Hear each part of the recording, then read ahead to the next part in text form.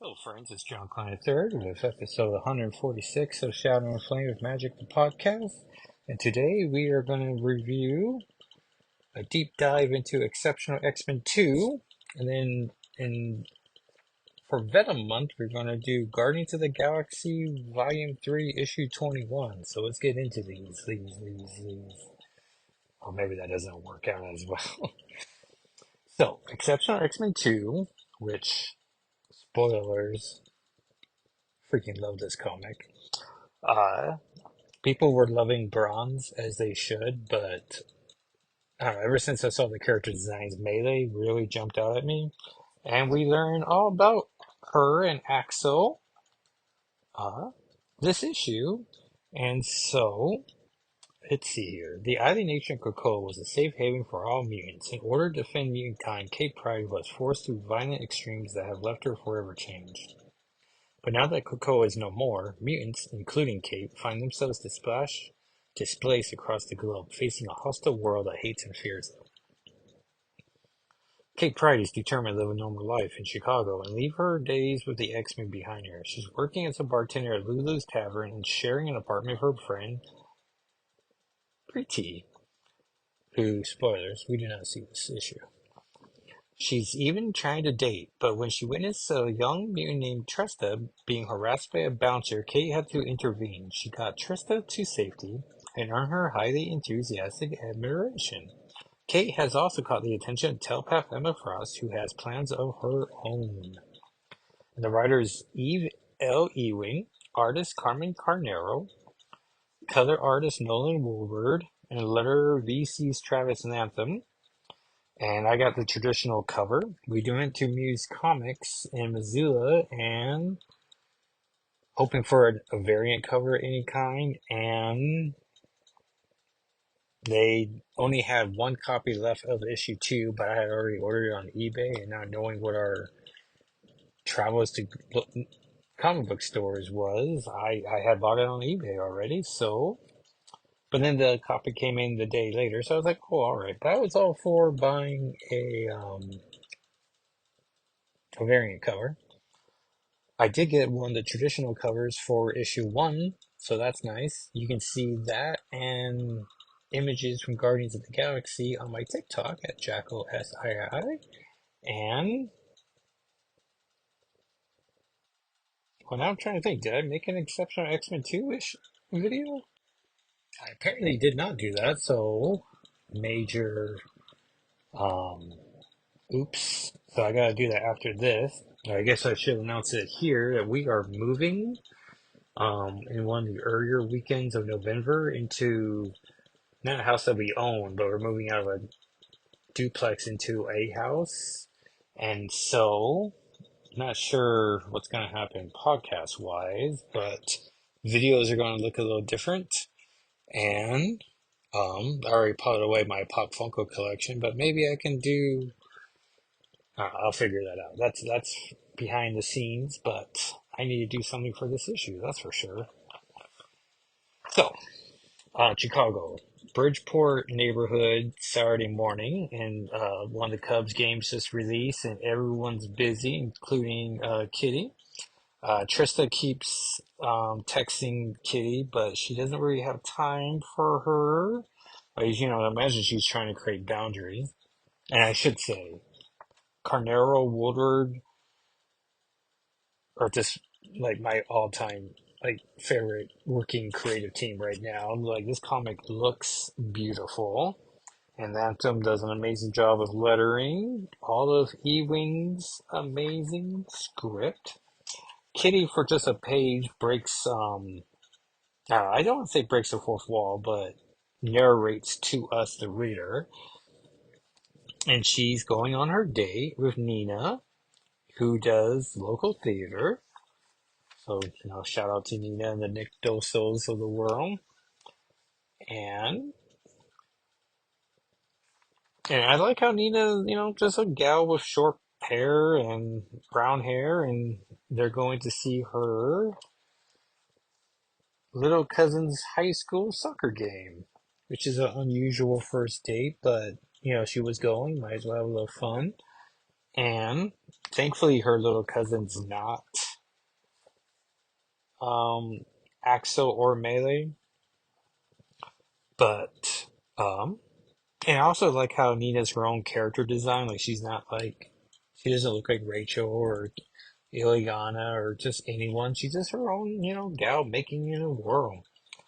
We learned Melee's real name is Thao, Thao, Thao, Theo, or maybe Theo. Theo sounds nice. We see that Theo is a taller gal and a soccer player, so probably fit. And then these jerks are harassing Axel, whose name's is Alex, so that's easy to remember. And his skin color is green at this moment, as he tries to just ignore any of the bullies. But then one of the jerks gets up in his face,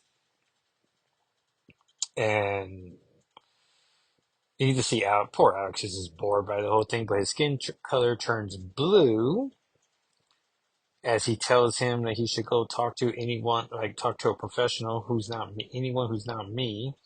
And then immediately, the jerkwad gets very sad and starts walking away. And Theo is noticing it, um, which is just nice that she has a big heart. And she sees that Alex is not doing okay. But I also like the idea that these two aren't best friends. They just, she sees someone in trouble and, well, she's part of dealing with her own mutation she's vaguely familiar with, but sees that he's clearly a visual mutant. And so she starts shooting him the Midnight M, which looks like a Spider-Man gesture, which everyone's making fun of online, or maybe commenting upon. But then it's great to see it in universe of like poor actors like, please stop making Spider-Man hands at me. I do not know you. I do not want to be part of your gang. Which is also just a fun commentary. Like it could be a gang sign, but also it's most likely P.S. I know it's a mutant sign, and also I don't want to be part of that gang either. And I don't know, get perspective that she's not crazy far away. But he's talking at her, but she must be far enough away. Man, I guess once you're on the field too, it's like if you're on a stage and how you can hear a murmur of the audience and they can hear you, but because of the aesthetics, not the aesthetics, the acoustics. Um, but his skin color is now pink, so it just changes. It's purple to pink. And so he has the ability to control people's emotions, which is super ick if you're like empath of the Hellions or Star Fox, the Eternals, any number of like Mesmero, the Brotherhood of Mutants. Uh, we're just icky. You know, like, is any person around you making the choices they want to make, or is it choices you're making for them? But I like how Alex has like a mood ring element to his powers, so maybe a third party could be like, "Hey, you're doing something unkind. Let's be wary here." But he's also, maybe vaguely in control of it. And then we cut back to Kitty and Nina, who unfortunately Kitty sits on her phone, where it's like, "Stop it." And she's like, "So Kate, did you play any sports growing up?" I was pretty serious about dance. Really? That's amazing. Out 2 left feet. What kind? Ballet, modern, and some martial arts stuff too, which is very funny. So Kitty's clearly like, is she out as a mutant to Nina, or are they just taking it slowly? Um, Trista comments about wanting to know about recommended books on mutants and their history. She's just like, I don't have time. And Nina's eating a sandwich, so that's cool. And she seems understanding with that. You're like, yeah, let me respond to a text, please. She's like, I was wondering, looking into some dance workshops to help with acting. Maybe I should run them by you, see what you think. Sure. And then Kitty notices Axel is being harassed. And one dude's even filming it where it's like, ugh. And then before she can, like, she registers a situation's occurring, but Theo's already in the audience or the grandstands, right? And so she's trying to get her way there, and we see that she is much taller than these bros. Meanwhile, Alex is putting his hands on his headphones and just trying to really get away from this whole thing. And she's standing up, um, and so one of the guys tries to tackle her, which seems excessive, but I guess that's racism for you. And we see that she can turn into a ghost. Um, I'm trying to describe, because we knew she was going to have Katie's phasing abilities and invisibility. And it's like, oh yeah, so yeah, it becomes a ghost. And it looks like we can see her outline, but I think that's his comic book language for here she is for our benefit, but I don't think they see an outline of her. Oh no, no, maybe they do because so not a ghost or well, I mean, no, I guess ghosts, right? Because we see ghosts not all the time, thankfully. Do you see that webcomic about this guy's like in the bathroom about to take a shower and like he slips and breaks his neck and we see all these ghosts staring at him and then you see his ghost come up and all the ghosts that were watching immediately turn around and it's just like, oh yeah, I mean that haunting visual I think about or your guardian angel like and how they're constantly seeing you doing all the things but also the mischief or the hazards you do come across and it's like, oh, they didn't stop that either, like, all right. But anyway, so we must see her because someone tries to punch her straight to the face and it's like, oh. And Nina's like, this could get bad, I should get Grace out of here, and Kitty's like, for sure, go go go, which is weird. Is like, is Kitty gonna have a dual identity here? Because I mean her hair is down now, all the comic covers show her in her cool uniform and ponytail. So I mean, it's not going to be much difference. Um, and then Nina becomes visible. I was like, what's the opposite of invisible? Like no one knows. And Theo punches Adu in the face, and then about to get tackled by the same guy whose I guess main move is I'm gonna tackle you. It did not work once. And then she turns invisible, and then I guess back, and that's when the third jerk punches her, and then she just takes on three dudes. And then Kitty literally gets involved with three on one really kids these days. And then she just phases. Oh no, she's trying to get there, and Theo takes another crack of a punch to the face, and then Katie phases up, grabs their shoulders, and phases them down. And Axel's like, "You can walk on air," which is like, I don't know if it's a walk; it's more like an airdrop, right? And Katie's like, "You should both be able to head out quietly. That way, if you don't want to call attention to yourself, which is nice. Of like, hey, maybe you're loud and proud, or." And Alex is like, "Oh, thanks." And Theo's like, "Wait, hold on. We were handling that. Nobody asked you to tackle us." Handling it, you're joking. You need to see escalated situation. And we see that she towers over Kitty. Like, I bet the top of Kitty's head barely touches Theo's neck. Or chin, I mean. Like, you made a scene that created risk for everyone. Well, you are. And they're like, forget it. And Alex is like, have a good one. And Kitty, recognizing Alex is the more calmer, and was like, be careful there, kid. Like, sure. Ah, it hurts. Help.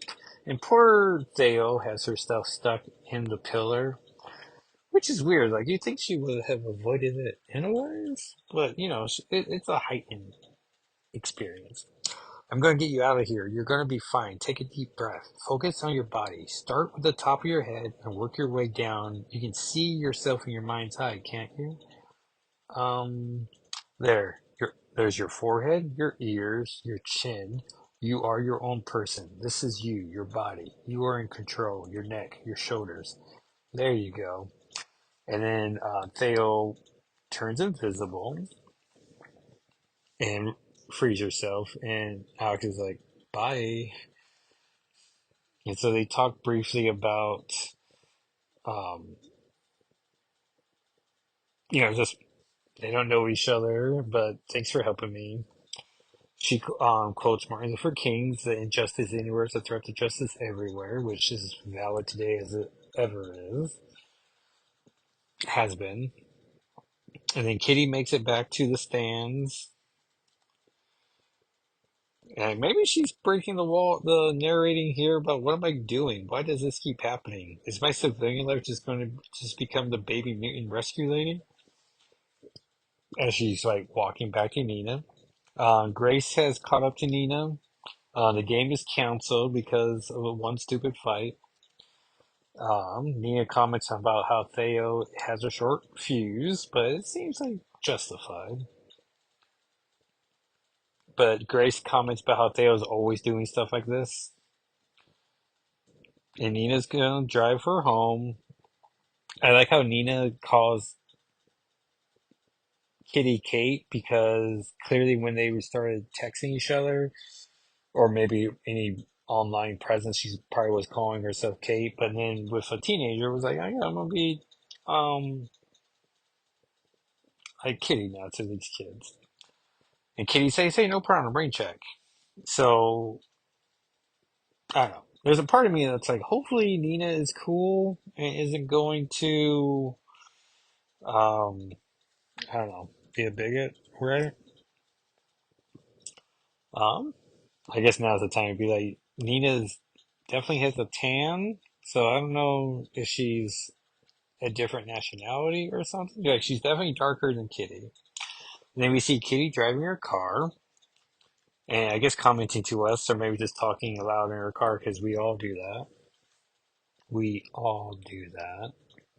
You ever see that in like sitcoms or movies where like someone walks in and does not start immediately talking aloud all their thoughts? And I'm always like, well, this is nonsense. And my wife turned to me once and was like, I don't do that. Like when I'm home, I'm pretty much quiet. I'm like, what? You real? Or you a bird? Walker D was making a comment about how birds aren't real, and I was like, who told you that? He's like, some YouTube channel. I was like, but you know birds are real, right? He's like, well, yeah. And I was like, okay. Right? Like, side-eye that kid is like, birds are real. You know that, right? As opposed to being robots or drones. So she like first date scheduling error, second date teenage mutant meltdown, third date's the charm, right? Do we just need to plan a date somewhere isolated, sunrise at the lake, a walk in the woods, something? And then Emma lightly touches Kitty's brain. Um, I guess has a thought around Kitty, but doesn't put it in Kitty's mind. Kitty's eyes turn blue, which is going to be a comic book language we're going to need to pick up on later. And then Kitty almost gets in a wreck, so it's like, can we not be doing this, please? And then Theo has text Kitty, like, hey, sorry for stalking you. Got your number from Grace's cuz. Just want to say thanks for earlier. Sorry I was heated. Have a nice day, which I just think is very nice. And then Kitty, showing how hip she is, says NBD, which this is me shit telling you, dear listener, how unhip I am, because I had to look up NBD, and now I'm racking my mind with what? No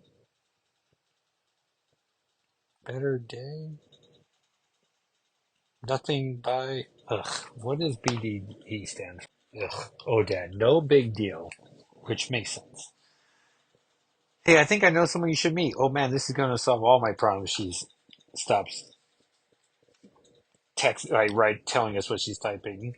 Um, Hey, question of the month. Which X character do you feel the strongest connection to? And my answer, of course, would be Kitty Pryde, because I love her and she's amazing.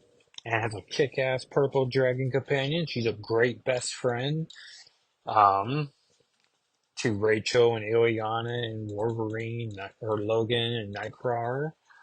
Storm. Trying to see here. Stephanie Phillips said Jean Grey. Uh, Alessa Sandro Marlaco says Phoenix Gambit Jubilee Cable. David Grohl went Magneto, which we're moving, like I said, and so we're downsizing, and I want to get rid of my Captain America like windbreaker. That's essentially looks like Captain America's outfit, and get my Magneto one because it's just being ruthless with my collection and being like, if it's not X Men related or the Wizard Top 100 trades, like I'm trying to sell a bunch of my trades on eBay, and so you want some Strangers in Paradise stuff. You should look up Jacko SII on eBay and do a little promotion there. I'm also trying to sell my IDW Ninja Turtle hardcovers, a Scarlet Spider bust, and then my 15 volume Battle Royale manga that I saw someone else was selling for some decent money. And so I'm like, well, let me see about that. But it'd just be nice not to have to pack all these things because it is a smaller place. Um, oh, Morwella Odell said Nimrod, which seems curious. Lucas Wernick says Jean Grey. Um, Martin Bayero, conceptually. Annalise Biza says Storm, of course. Tom Brevoort went with the Blob or Cyclops, which is like, oh, Tom Brevoort. Don't make that your answer. Plus, I don't like calling the Blob like he's Fred Dukes, everyone. That play important later. Okay, a few days later, Theo, Alex, and Trista are all best friends getting drinks together. Bubba teas, actually. And Theo shares how she's been doing some research about building political coalitions, which is like, all right. And Trista recognizes Alex from playing chess in Brighton Park.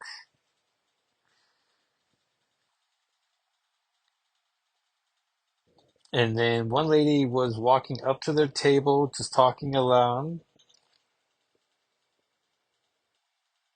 And she starts commenting about aloud about how she wants people to start respecting her because of all the things she does for everyone. And then Alex comments and his skin turns pink here from being green. So maybe green's his neutral color. But he's noticing that people just start word vomiting around him at all times. And so he would like to get control over that. Um, we get this gorgeous page of Kitty thinking about the first time she met Storm in Uncanny X-Men 129. And um, and they're at the ice cream shop. And they look it up, and Storm is rocking her natural hair during that scene. So I was like, wait, of course she was. Like Carmen Carnero. Or they could have used this opportunity to be like, hey, everyone, we're going to slowly retroactively upgrade Storm's haircut like texture in old comics, and this is how we're going to do it. But this page just deserves to be in a museum. And, it's Storm saying, I am one of a kind, Kitty, and so are you.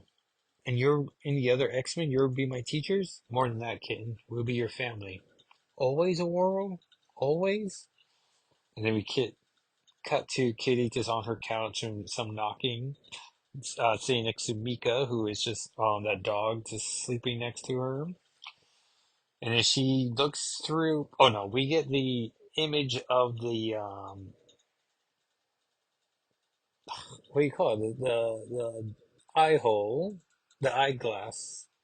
Nope, the spyglass, the peekaboo hole. The hole in your door so you can see who's at the door.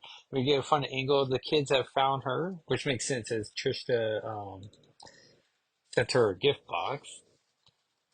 Oh yeah, because they exchanged IDs in the first issue, and they're like, "Hey," yeah, and they pretend to be teenagers selling basketballs. And Kitty's like, from her couch, she's like, "Very funny. No, go home, guys."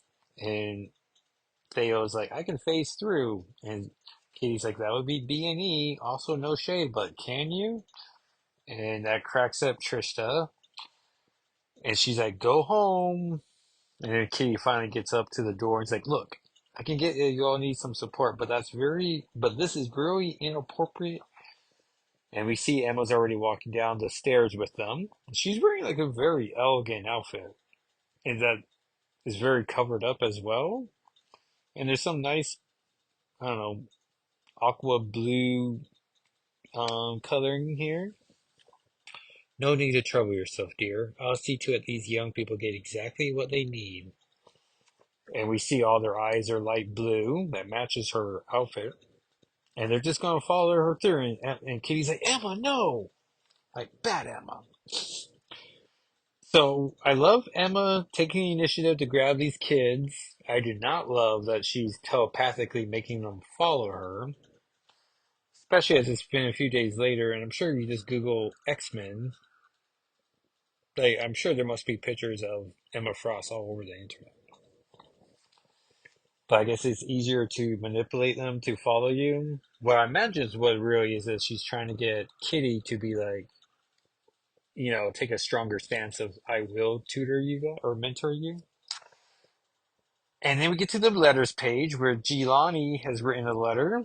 And I noticed this in X Force too, where they didn't put people's last names. And I must have been late. Not like they're going to publish my letter, but as soon as I read this, I immediately sent a letter to be like, "Can I be in issue 3, please?"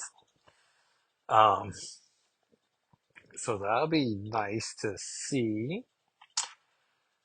And you can send an email yourself to officex@marvel.com and make sure you write okay to print. So I did that. So issue 3, Kitty Pryde, determined to stay doggedly away from all things X-Men related, becomes more strained by the day as Emma Frost once again sticks her nose into things. Meanwhile, our new team is finding their rhythm. Axel, Melee, and Bronze have officially entered the fray. Um, for a reason, Axel has put like horns on his shoulder pads. Where he's like, all right. Um, so yeah, that should be great. I believe it comes out in November, so I gotta order my copy through eBay because I don't know. I think we might try to go Bozeman one time in November, but I don't know. Renting a new house and having to pay rent for one place to move into the other place, frustrating. I'm not sure we are going to go about town, but I found a place that sold this to me with free shipping. So if I can find another place that keeps selling me current comics with free shipping, then it's essentially as if I went to any store and bought it and just waited days. But yeah, what a great issue this was. I'm a huge fan. So let's take a break and we'll get into Guardians of the Galaxy Volume 321.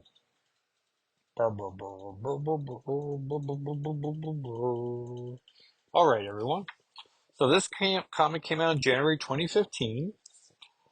Um, and since this came out in 2015, we get a nice recap on letter page that they're still doing 9 years later, so it clearly works. The entire galaxy is a mess. Warring empires and cosmic terrorists plague every corner. Someone has to rise above it all and fight for those who have no one to fight for them. Peter Quill, aka Star-Lord. Gamora, the most dangerous woman in the universe. Drax, the Destroyer. Captain Marvel, Venom, Rocket Raccoon, and Groot are the Guardians of the Galaxy. I picked this one because this cover by Valerio Schiti, it's just full of Venoms and symbiotes and Agent Venom. So yeah. Oh, actually, is this by Sheedy or is this by Bradshaw? Oh no, I'm wrong. There's a cover by Vario Sheedy and Justin Pomster. So there we go. Previously, notorious serial dater Peter Quill, aka Star-Lord, may have finally settled down for a relationship with X-Men's Kitty Pryde. V-call hologram calls from star systems away dating, but millions of miles are a small challenge for Peter Quill as he attempts a long-distance relationship with his new paramour. Meanwhile, Flash Thompson, aka Venom, has been placed with the Guardians of the Galaxy as the Avengers Earth's representative.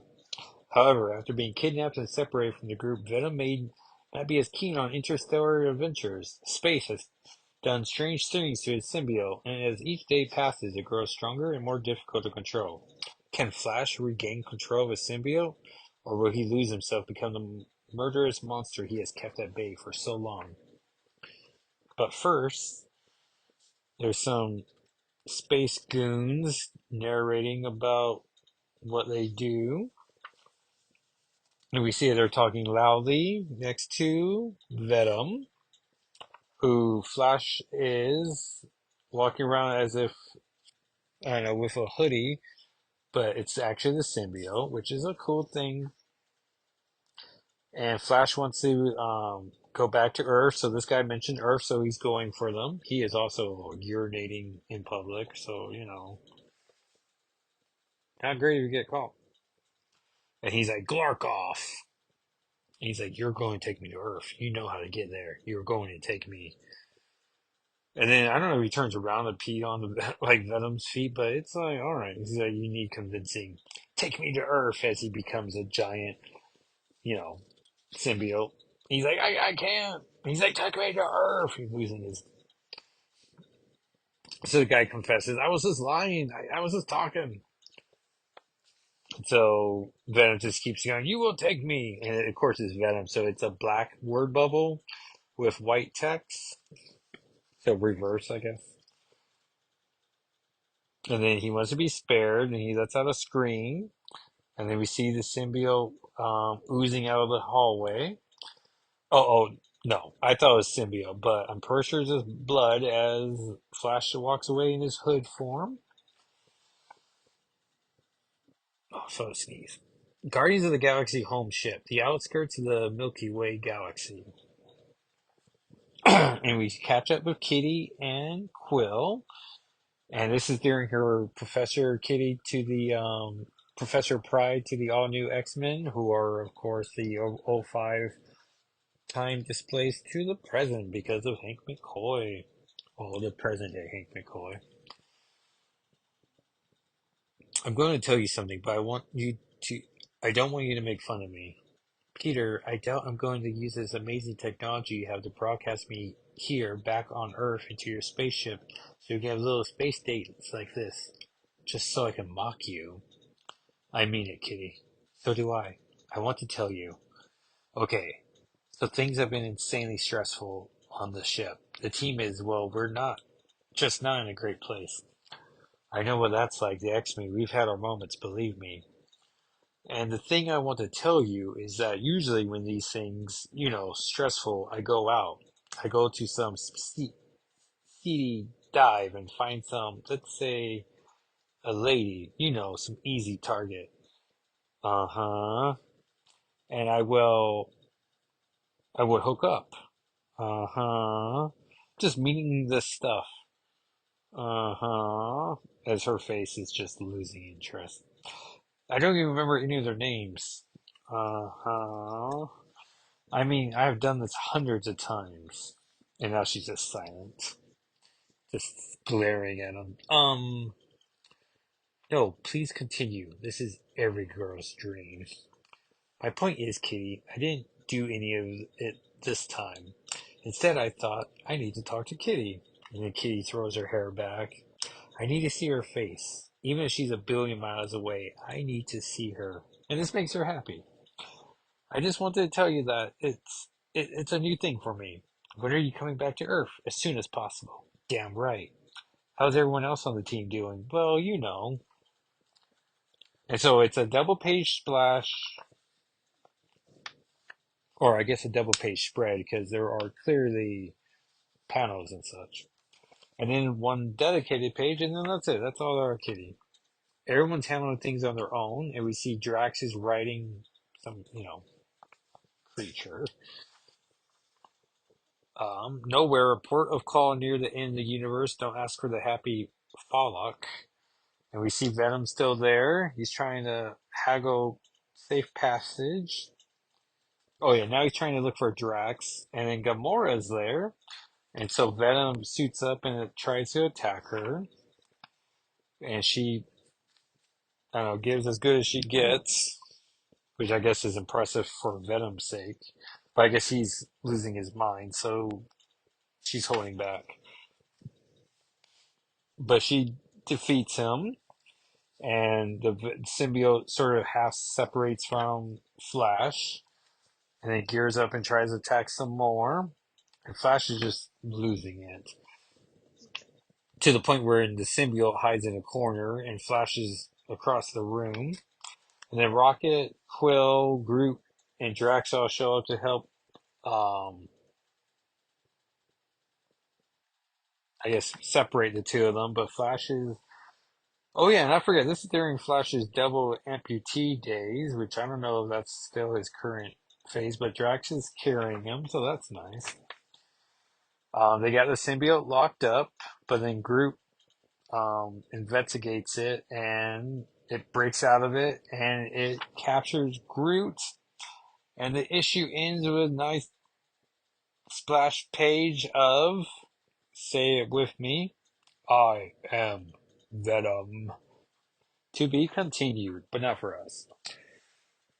As I'll have to, and I've packed, I don't know, I've dedicated a box of like active comics I want to review. So, of course, it's just a white comic book box, but the comics are facing up instead of horizontal.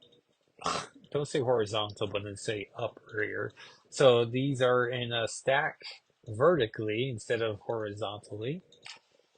So let's see what comics came out last week besides Exceptional X-Men. All right, so we have Exceptional X-Men 2, amazing. Phoenix 4, which had a fun Captain Marvel guest appearance, which I think these solo books might, live by their supporting cast or guest stars. And Phoenix went from Corsair to Carol Danvers, so I think that's the right move. And so those pages were great. And then it became a lot of Black Order nonsense. So, getting better with each issue, but also I'm not stoked on it. Then we get to Sentinels 1, which I guess I was hoping for some more Warden Ellis information, and she's there for a couple pages, but it's essentially bigots are using Iron Man style Sentinel suits. Um, but there's a high chance that using the suit could cause their deaths. So it's like, oh no, bigots using tools of hate that could kill them. Low stakes, I guess. Like it's, am I supposed to feel sympathy for that, or is it just, or is it going to be like 8 issues of Uncanny X-Men later? We're going to see these Sentinel guys. One of them's going to cough, and we're going to now know like, oh, he's coughing because he's merging with the mesh of the Sentinel armor, and also I don't care. So that's a miss. Venom War Wolverine 2, also a miss. Like I don't know. It's the wrong Wolverine for one. And then X Force 4, which I really liked. Betsy and Rachel have a lot of time together. One point they're holding hands, which is very cute. Man Thing's on the cover, but he's barely in the comic. Nico is a speedster and did that thing where they talk in a word bubble with no. Is it word bubble or word balloon? Speech bubble? Word balloon and speech bubble, right? I don't know. Maybe you're supposed to just say. But oh yeah, all the text is just scrambled together. But and Betsy's clearly like one more half command from Forge from just taking over the team. And Sage, who's probably supposed to be deputy leader, is also just like confused by what's going on. And so Betsy agrees to teleport people, but so to teleport, she must turn into her Captain Britain gear. And so it's just nice to see, like, oh yeah, everyone, she's still Captain Britain. She's just doing side missions. So yeah, so I would rank them for the week: Exceptional X-Men 2, X-Force 4, Phoenix 4, ugh, and then I guess Venom War, Wolverine 2, and Sentinels 1. I don't know. And then this Wednesday, we are getting, thanks to marvel.com/comics/calendar, um, oh, Blood Hunters 3 with Dagger. I probably would not remember to read it. Oh, Mystique #1, which has Miss Magic and Kitty on the cover. So that's fun. She's burning a poster full of people's faces. Oh. And in Sentinel, Fred Dukes is a prisoner of Warden Ellis, and they keep calling him Blob in it. And it's just like, come on, you guys. Like, another reason why I don't care about Sentinels. I feel like someone else was in a prisoner. I don't know. Uncanny X-Men 4, as we're slowly building to the crossover of Uncanny X-Men and X-Men. Venom War Deadpool 2, which I have zero interest in. And Wolverine Logan issue 2, which Kurt was in the first issue, so we'll see. And on the cover is Wendigo. Wendigo.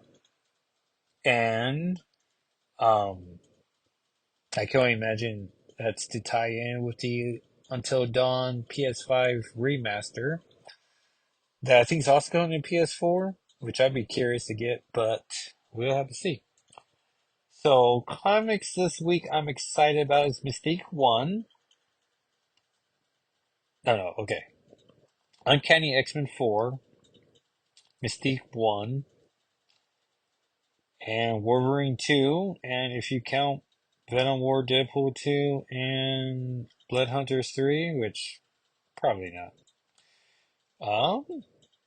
Yeah, that's so I don't know if Mystique or Uncanny X-Men will take over the lead position like Exceptional X-Men did, but if not, we will do another Venom book. Um, so thank you everyone for listening. If you want to see those 2 pages from Guardians of the Galaxy Volume 321, you can go to the podcast's Instagram and Twitter accounts at SNFWM. You can check me out on YouTube at Jacko SII. My nephew Curtis has been spending the night with us, so I haven't been playing Fortnite so much, so no item shop videos, but hopefully we'll get back into that soon. Fortnite has Fortnightmare started, and so I'm a little bummed about that, but also we're packing, so I wasn't going to game much anyways. But I got one match on there. Jigsaw of Saw fame is on there, and I accepted a bounty as Leonardo and could not find the bounty. So spoilers for the end of that video, but um, that was unfortunate. And you can follow me on Twitter at JackoSII. And I'm going to upload this podcast. I'm going to record the Exceptional X-Men video that's going to be on both TikTok and YouTube in the morning. And I, dear listener, really appreciate you listening.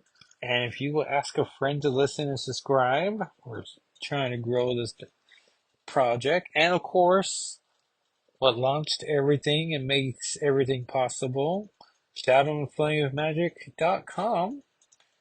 And I will talk at you next time. All right, everyone. Thanks. Bye.